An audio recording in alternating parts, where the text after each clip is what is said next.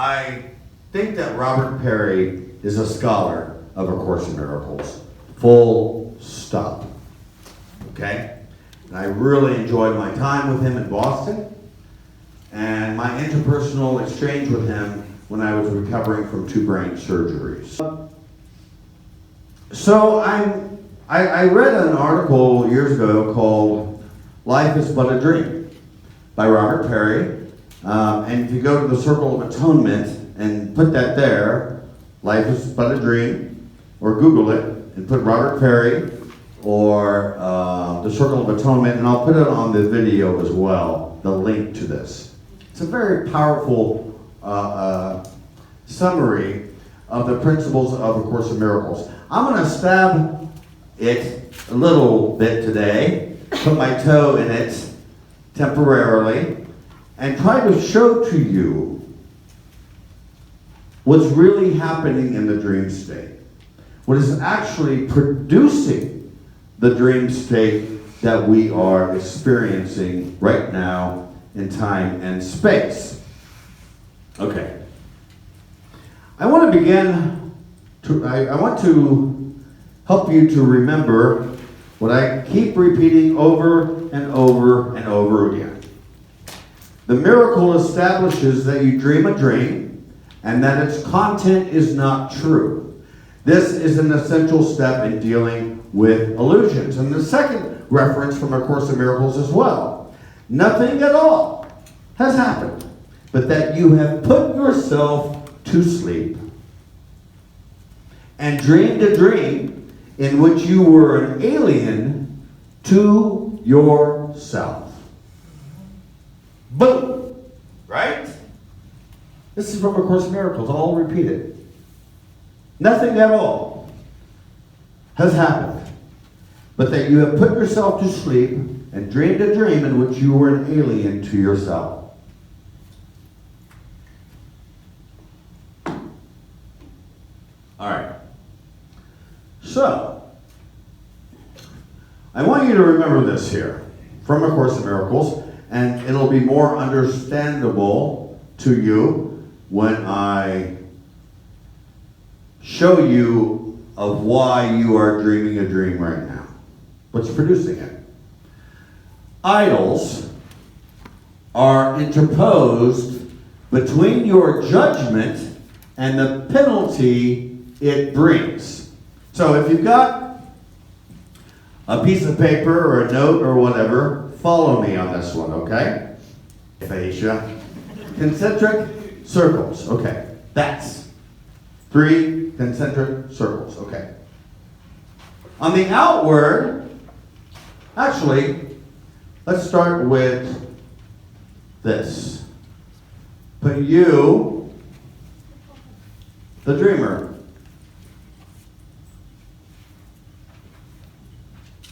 And underneath that, in the inner circle, put your name,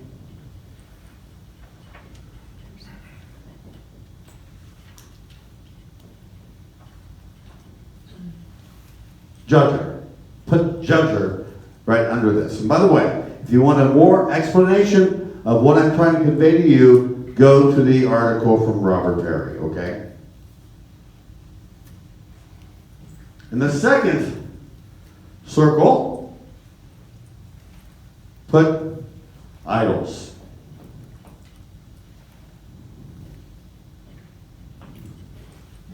Okay? The outside circle, put the dream. Okay. Y'all with me? And I also put this there as well. I'll explain it a little bit more when I give you a fuller time with it. Idols are interposed between your judgment and the penalty that it brings. Do y'all get me on this one? Let me say it again, and you'll understand when I'm done. Okay?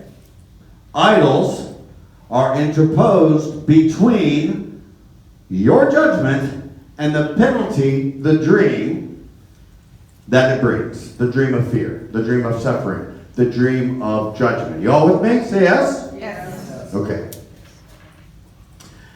You know, it's interesting what chapter 29, it's called the forgiving dream, and this is what we are referring to today. Okay, and it says, what happened to the Son, the Holy Son of God? You know what? Earlier today I was actually drinking my water, and I went like this. Nothing came out of my mic. Anyway, there it is. Hold on.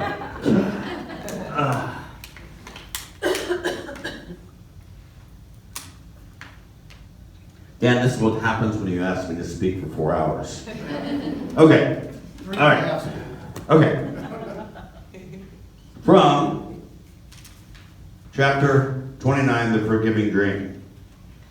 What happened to the Holy Son of God that this could be his wish to let himself fall lower than the stones upon the ground and look to idols that they raise him up? Put your head around that one. I'm going to repeat it again. What happened to the Holy Son of God, you and me, that this could be his wish to let himself fall lower than the stones upon the ground and look to idols that they raise him up? Chapter 29, the forgiving dream. So here we go. The outside circle and the 3 concentric circles here is the dream. And right now, we could say it's a dream of judgment. Okay. Okay, we're going to change that, by the way. The middle circle is the idols. The center circle, the middle circle is the idols. And the inside circle is the dreamer. You, the judger, Kevin Rice. Y'all with me? Say yes. Yes. Okay.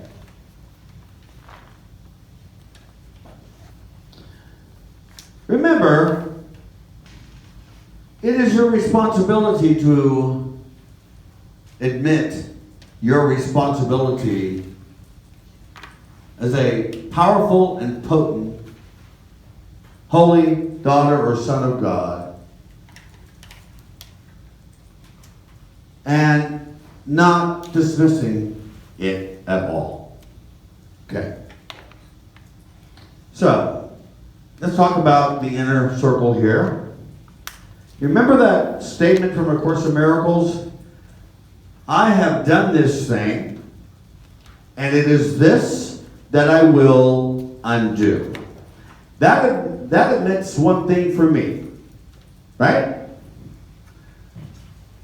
That number one, I'm dreaming this dream that I'm experiencing right now. Me. My one mind that has taken a detour into fear and dreamed a dream in which he sees himself as an alien against himself. In a dream state. Y'all with me? Say yes? Yes. Okay. So because I'm producing this dream, I'm utilizing one thing to maintain the dream state. And that is judgment. Judgment, judgment, judgment. Okay. Now, let's go back to the outward circle of these 3 concentric circles. The dream. So, A Course in Miracles refers it as the worst things in your mind that's going to happen in the future. It refers to as a repertoire of horrors that you keep thinking about over and over again. Am I the only one who's singing this? No. So, give me a list of your repertoire of horrors that you play and dance with through your thoughts every day. Give me an example. Climate change. Climate change.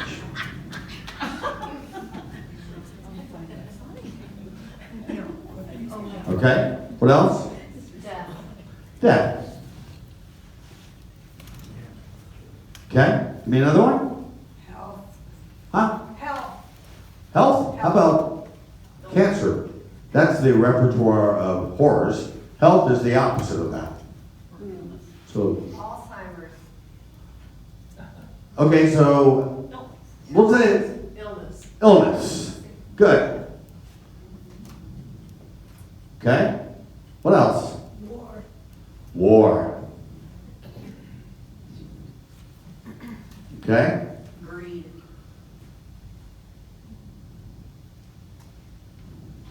Torture. Heartbreak. Fear. Okay. Let's stop there. Thank you. All right. So we understand that you're the dreamer of the dream in the inner circle. Okay. That you have decreed yourself of the dream that you're dreaming right now. Also, you've made yourself the judger rather. A person that had the capability of judge and jailer. Okay? All right. And also, because you're a judger, and anybody who is a judger traffics in rejection.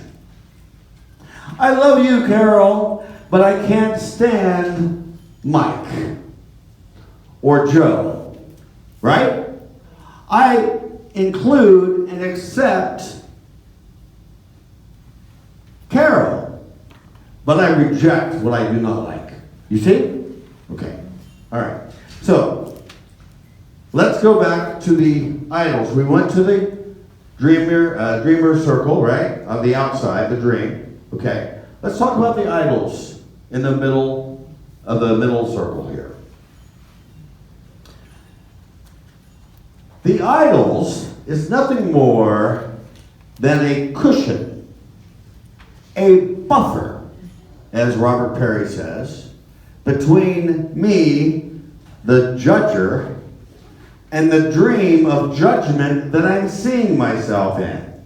Y'all with me? Say yes. Yes. Okay. So, now, let's talk about some idols. Okay? When we say idols, what we really mean is your special ones. Give me an idol that you have. It doesn't have to be just a person. It can be an organization, anything. Money. Money. Money, okay? Celebrities. Okay. Celebrities. Okay. Children. Children. Political parties. Huh? Political parties. Partisan. Okay, political. Got it. Messiahs. Gurus. Same thing, right? Anybody else? Recognition. Okay, so, Status. yeah. Status. Worth. Anyone else? Okay. Now, so we have the idols now. Again, they are the cushion between your own judgments, your own dream state that you're producing, to the dream that is actual, the effect of it. Again, look at this again. Idols. Idols here in the middle, your special ones, right? Or your special hate ones. Your idols are interposed between your judgment and the penalty that it brings. The dream of judgment. The dream of suffering. You see this? I say yes if you're on the same page with me. Yes. Okay. Idols are interposed between your judgment and the penalty that it brings. So, from A Course in Miracles, or the article from Robert, okay? What can I get from you is the mindset that we have for our idols. What can I get from you? Right? You go to, let's look at this here. You want status and worth from your job, from your church, from your organization? Hey, pastor. Hey, boss. Hey, spouse. What can I get from you? What do you want? I would like some worth. I would like some status. I would like an increase in my check that I get every week from you. Hello? You with me? Yes. Okay. What can I get from you, Mr. Celebrity? I want to be just like you. Right? What you have, I don't have. And I need to get this celebrity status from you because it's not within me now. That's what we talked about last night from my book. Right? Yep. I do not have the treasure in me right now. But my brother or my sister has it, and I have to love or hate them because of it. You remember that? Yes. Okay. Now, money. An idol. What can I get from you? Money. Money. If you give me money, then I'll be more happy. I'll be more fulfilled. I can buy the Porsche that I really want, and then I'll be happy. How about the special ones, right? I told you last night, I tell my spouse from time to time in the morning when he finally wakes up, hey, I love you, Aaron, but you're not special. But you are sacred to me. I say this to my dog as well. Hey, Leo, I love you so much, but you're not special. But you are sacred. I have to remind myself of this all the time. Because the moment that I think that my spouse is special, okay, if he's sitting here right now in that chair, guess what? Everybody else is in the background. That means that he's special and you're not special. In that moment, we are dealing with an unlevel playing field anymore. We're no longer one. We are separate from each other. We are trafficking in comparisons. We are trafficking in competition with other people. Love is not special, as I said last night. Say that with me. Love is not special. The Holy Spirit's version of specialness comes from inclusion, and the ego's version of specialness comes from exclusion.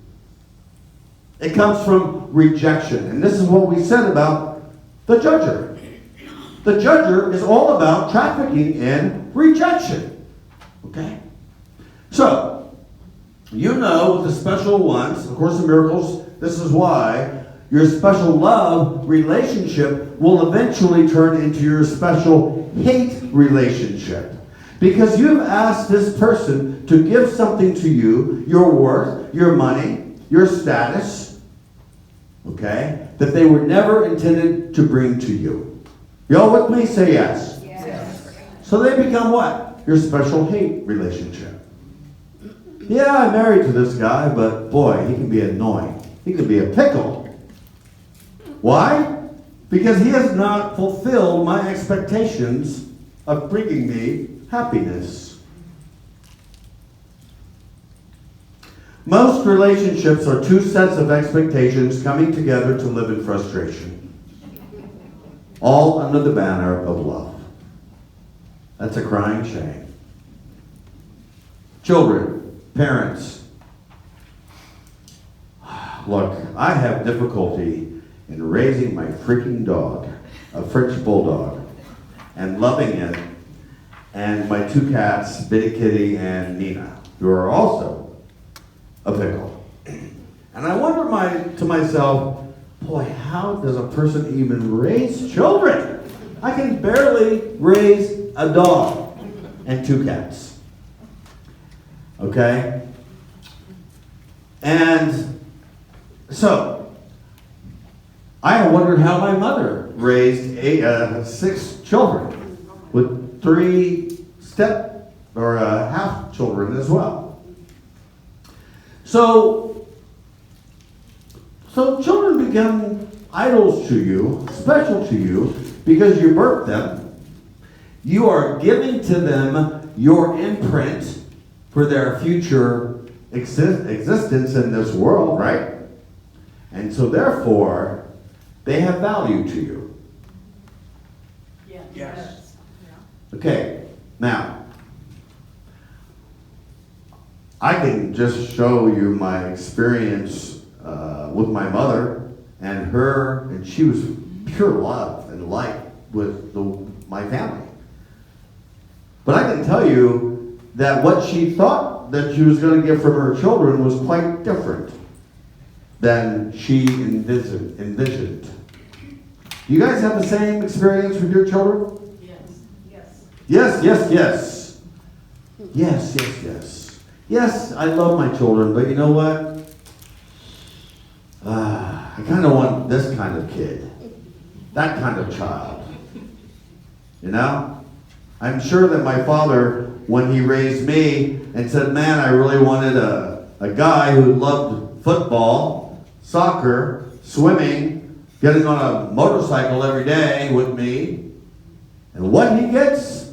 Me reading A Course in Miracles or a book from 10 and not going out. Shutting my door in my bedroom and just reading all the time. Is that what my father wanted? No. I hope that my son is straight. Right? He would tell me, I'd go in the bathroom and I'd wash my hands like this. And he pulled me to the side and said, son, this is not the way a man should wash his hands. Not like a woman, but a man. Oh, thanks, Dad. Thanks about that.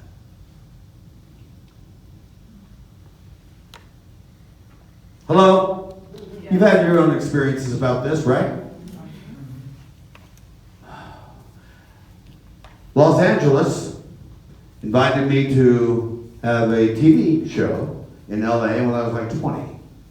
My father said, you're not going to LA. If you go to LA, it's full of gays, and you're going to become gay.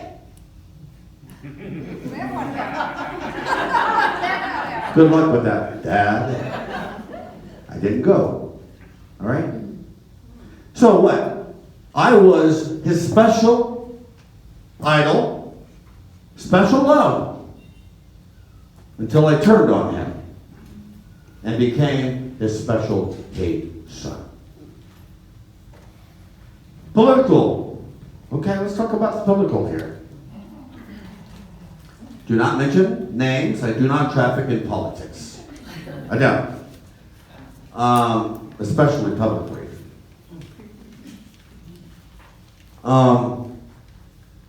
So we have set up a house of cards to bring us protection, to bring us a sense of safety. Last night, we just got an experience where our neighbors, the high school right next to us, shooting. And the whole building was surrounded with police officers, fire trucks, and helicopters everywhere, right here last night. But you know what? All of us were very peaceful because, I don't know, I think we responded well with it, right? So, look, to make very basic about this political system, regardless of the political bias you have, whether you're a Democrat, Republican, Independent, I don't care. What I'm trying to convey is what you're looking at is an external representation of an inward condition in your own mind. The inward condition in your mind is conflict. We are violating the first law, we are following, rather, the first law of chaos, the ego's first law of law, right? I have a set of values, okay? A set of perceptions and interpretations, and that party has a set of values and interpretations there. It's different, and my values are better than theirs. I'm right, and I'd rather be happy or right rather than be happy. Because you can't have both things in your psyche.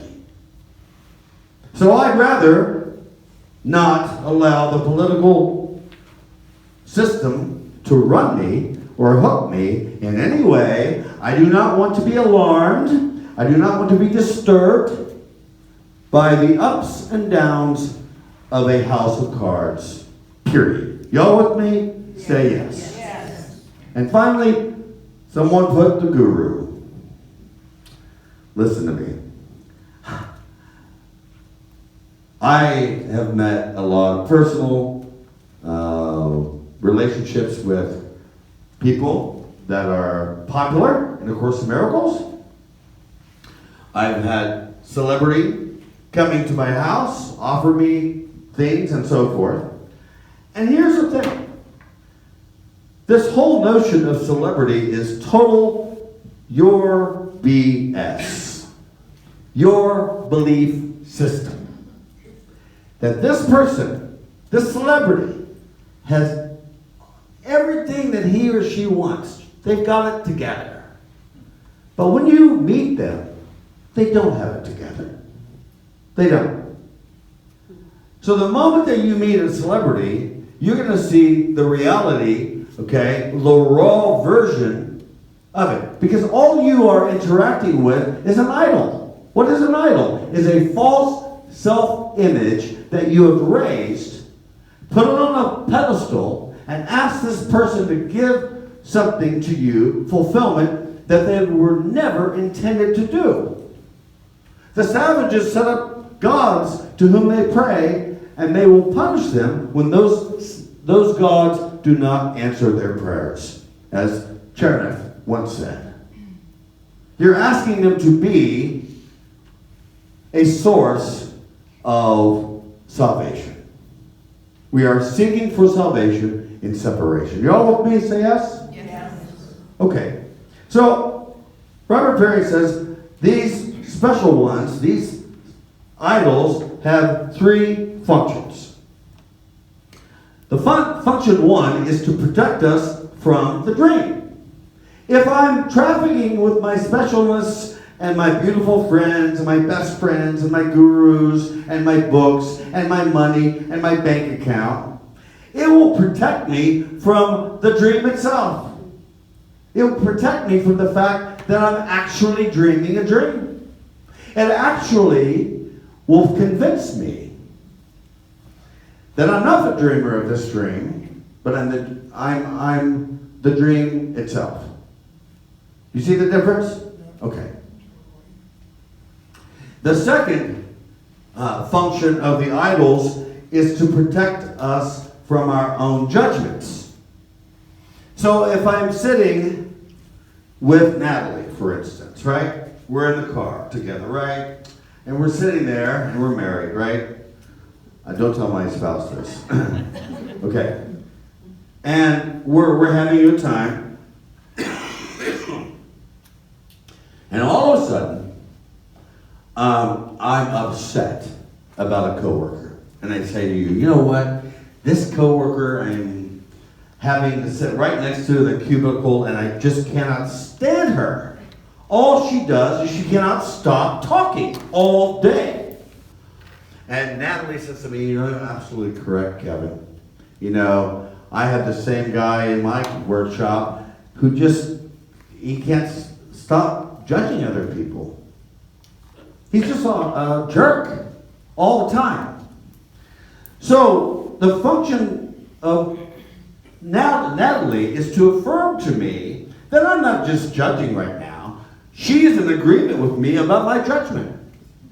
So So she kind of removes me as being the judger of the entire thing that I am producing in this dream state. You all get this? So she, again, is kind of a cushion for me. Oh, not such a judger here. She does too. You see the difference? Okay. Then the third function is to betray us. The third function of the idols, is to betray us, period. That means, I can assure you scientifically, in marriage experiences, 60% are doomed to fail, period. Okay? Why? Well, my wife just betrayed me. My husband told me that he was my provider, and he hasn't. He has betrayed me. I thought that my husband and my wife was going to bring me a sense of fulfillment and was on the same page with me and would go to the football game with me. But nope, they don't do the same thing that I like. They're betraying me. So let me say it simply. My special love relationship will quickly spoil into a special hate relationship. It does not have to do with about romance or marriage. It can do about a friendship or a relationship that you're having with an organization. Okay? What my friends and I are using liberally, joyfully, is a mantra in my book: having an agenda-free rapport with each other. In other words, I have no expectations from anybody. I'm not here to get anything from anyone. When you know who you are, right? As I said from Deepak Chopra, being is enough. Being is enough. So, no one is any more superior to you or inferior to you.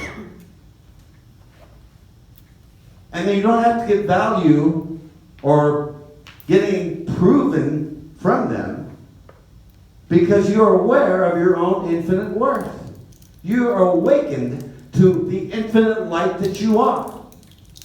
You have awakened to the infinite love that you are. So, I have a list of things I have to prove to other people. 1, nothing. Say that with me. Nothing. And number 2, that's it. That's it. I don't have to prove to anybody my worth, my infinite consciousness, my light, or anything. Y'all having a good time with me? Yes. So, you remember the statement now from A Course in Miracles? Idols are the interposed between your judgment and the penalty it brings. Now, we final it with the dream itself, okay? So, regardless of your mindset, you are going to experience the penalty that it brings, your judgment. And the penalty that you're experiencing is a dream of judgment, a dream of suffering, a dream of fear. You all with me? We have simpatico here? Yes? Okay. Now, there's that. Secondly, as Robert Perry says, guilt is the key to how our judgments produce the dream of our lives. So, let me explain this here. The guilt is fostered in your mind because you're so guilty, because you know at the end of the day you're a complete jerk, a complete judger of everything that you're experiencing in this world. And because of the attack, you're going to experience the guilt because of that. You are basically projecting your own unconscious guilt to these idols that you yourself are producing. And because of the expectation that you're bringing to the idols, you're going to experience the ripples of it, of pain, suffering, being despaired, and so forth, from the ripples that you were experiencing. Let's say it again. This is what the spiritual sojourn is. To recognize that Kevin Rice, the judger, dropped a pebble into its pool of awareness of judgment, specialness, fulfillment in other people, and because of that, I'm experiencing the ripples of it in the dream state, and those ripples are suffering, pain, despair, and so forth. Are you with me here? Yes. That's powerful, isn't it? It's our own unconscious guilt when we are projecting to another. And I have said this repeatedly. When anyone fosters guilt, they will invariably and inevitably create a scenario in which they punish themselves over and over again. Okay? As I said in Boston, the guiltless do not reincarnate, period. You want to uproot this guilt that is producing the entire dream state that you're looking at. You say, Kevin, I don't want to be uprooted from this dream state immediately. No, you're not going to be uprooted immediately.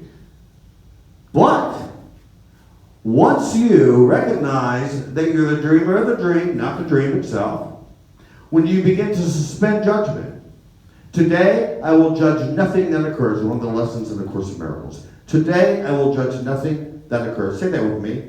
Today I will judge nothing that occurs. I'm not going to judge anymore the idols that I myself am producing in the dream state. And when I do that, through forgiveness, I'm forgiving all of these things. I forgive the celebrity who thought was going to bring me more status, good company, but I found the other one, the otherwise, right? I forgive the fact that I have an interpretation, and all these things are going to bring me specialness and fulfillment. So I forgive it. Okay? And because of that, my dream of judgment begins, my dream of fear begins to change into a dream of what? Love. You see? You see? Your mind is so freaking powerful. You drop the pebble here of fear, you're going to experience a dream of suffering. If you drop a pebble of love into this field of awareness, you're going to see the ripples of it here as a dream of happiness, a dream of love. Idols are interposed between your judgment of them and the penalty that it brings. Let's take a deep breath after that one, right?